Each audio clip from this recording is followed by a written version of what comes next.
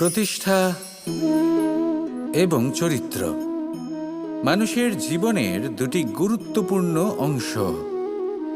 যখন মানুষ ধন অর্জন করে, ঐশ্বর্য লাভ করে, জীবনযাপনের সামগ্রী ক্রয় করতে পারে, তখন সে প্রতিষ্ঠিত হয়। আর এই চরিত্র, সেটা হলো মানুষের শ্রেষ্ঠ স্বভাব আর তার সৎকর্ম, এইসবের ফল। মানুষ এই প্রতিষ্ঠাকেই নিজের জীবনের অস্তিত্ব বলে মনে করে ফেলেন, আর সেটা অর্জন করার জন্য সবকিছু করতে প্রস্তুত হয়ে যান, এমনকি নিজের চরিত্রকেও বাজি রাখতে প্রস্তুত হয়ে যান। কারণ মানুষ একটা কথা জানেন না, যে যদি প্রতিষ্ঠা নাশ হয়ে যায় তাহলে তার দ্বারা কিন্তু জীবন নাশ হয় না। আবার পরিশ্রম করে, নিরন্তর প্রয়াস করে প্রতিষ্ঠা আবার অর্জন করা সম্ভব। কিন্তু একবার যদি আপনার চরিত্র নাশ হয়ে যায় তাহলে আপনার জীবন পূর্ণরূপে নষ্ট হয়ে যাবে, এই কথাটা নিশ্চিত। আর আবার এই চরিত্র নির্মাণ করা সম্ভব নয়।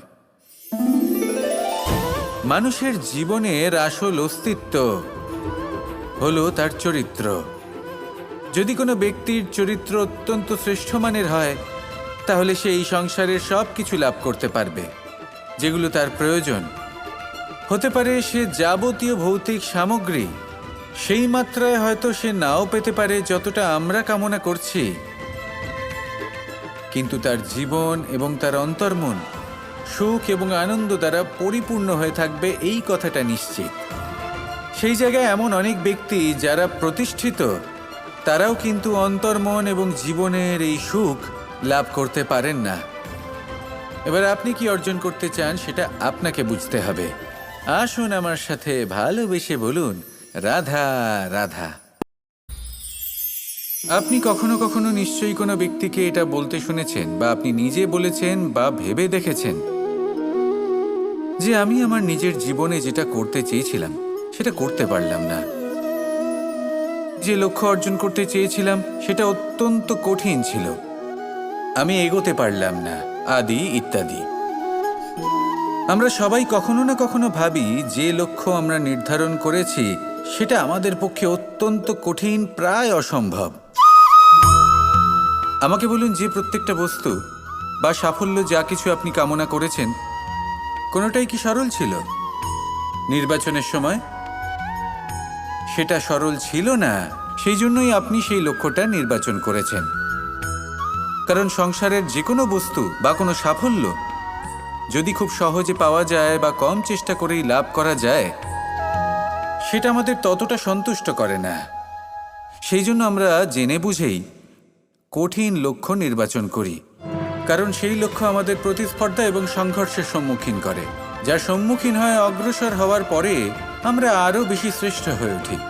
সেই জন্য কিছু অসম্ভব কিনা সেই বিষয় চিন্তা করবেন না, শুধু অগ্রসর হতে থাকুন, নিজের কর্ম করুন, সেই লক্ষ্যকে প্রাপ্ত করুন, আর আমার সাথে ভালোবেসে বলুন, রাধা রাধা।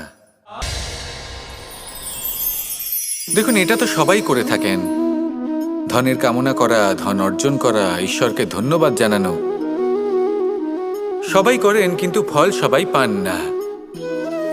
কারণ বেশিরভাগ মানুষই পেছনে ফিরে তাকিয়ে এটা ভাবেন যে আমরা তো জীবনটা যাপনই করলাম না। এই জীবনে সবকিছু আছে, সম্পত্তি আছে, স্বাচ্ছন্দ্য আছে, সাফল্য আছে, শুধু সুখ আর শান্তি নেই।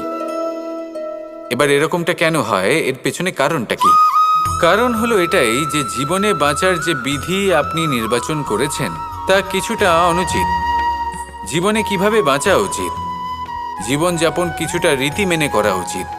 অর্থাৎ সবাইকে ভালোবাসুন, কারোর সাথে ছলনা করবেন না, সম্পর্ক গড়ে তুলুন, তা পালন করুন। যদি ধন অর্জন করতে চান তাহলে নীতি মেনে করুন, ভেবেচিন্তে পরিকল্পনা করে। আবার বলবো, কারোর সাথে কোনো ছলনা নয়, কোনো অনুচিত কর্ম করবেন না ধন অর্জন করার জন্য। আর যদি ঈশ্বরকে ধন্যবাদ জানাতে চান তাহলে প্রীতি দ্বারা করুন। আর যে ব্যক্তি রীতি, নীতি আর প্রীতি এই তিনটি ভাব বুঝে উঠতে পারে এবং তা আত্মসাৎ করে নিতে পারে, তার অতীত, ভবিষ্যৎ এবং বর্তমানকাল সবকিছু সংযত হয়। আপনি কিভাবে জীবনযাপন করতে চান, কিভাবে ধন অর্জন করতে চান, ঈশ্বরকে ধন্যবাদ জানাতে চান, নির্বাচন আপনার। আসুন আমার সাথে ভালোবেসে বলুন, রাধা রাধা। যদি নিজের কথা বলি, তাহলে আমার এই নিয়ে অভিযোগ নেই যে জন্মের পরেই আমাকে মা বাবার থেকে দূরে চলে যেতে হলো। আমার এই নিয়েও অভিযোগ নেই যে একজন মামা যিনি ভাগ্নের জন্য নিজের প্রাণও ত্যাগ করতে পারেন, সেই মামাই আমার প্রাণ কেড়ে নেওয়ার জন্য প্রত্যেক সম্ভাব্য প্রচেষ্টা করলেন। এই নিয়ে অভিযোগ নেই যে মহাযোদ্ধা হওয়া সত্ত্বেও আমাকে সারথি হওয়ার চয়ন করতে হলো। বরং আমি কৃতজ্ঞ। মামা যতই আমার প্রাণ কেড়ে নেওয়ার চেষ্টা করুক, আমি নিজের আত্মরক্ষা করতে পেরেছি। প্রথমে মথুরা ছাড়তে হলো, তারপর বৃন্দাবন ছাড়তে হলো, কিন্তু দ্বারকাকে নির্মাণ করার সুযোগটা আমি পেয়েছি। আমি কৃতজ্ঞ যে একজন সারথি হিসেবে ধর্মস্থাপনের এই রথ আমি এগিয়ে নিয়ে যেতে পেরেছি। এই সংসারকে গীতার জ্ঞান প্রদান করতে পেরেছি। দেখুন, জীবন সেই একই আছে, কিন্তু দৃষ্টিভঙ্গি কতটা গুরুত্বপূর্ণ।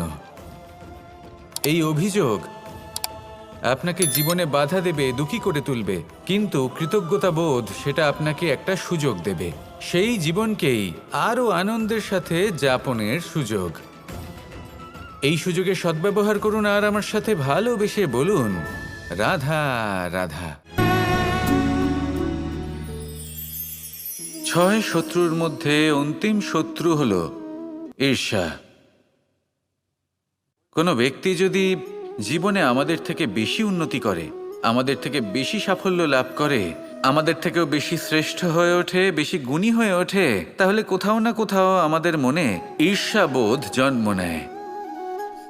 আর শুধুমাত্র এই ঈর্ষাবোধের জন্ম হলেই এই ঈর্ষা আপনার শত্রু হয়ে ওঠে না।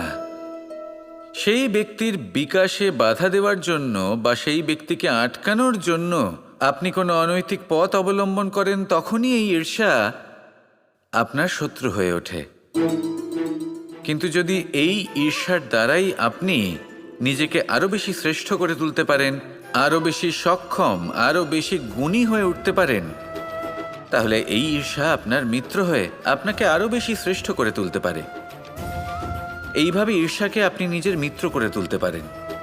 এই 6 বিকার বা বোধ বা শত্রু যাদের কথা আমরা বললাম, এদের আমরা নিজের বন্ধুও করে তুলতে পারি।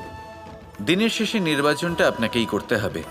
নিজের এই মনকে অত্যন্ত শক্তিশালী করে তুলুন, তবেই গিয়ে আপনাকে এই সব শত্রু সাহায্য করবে অগ্রসর হওয়ার জন্য।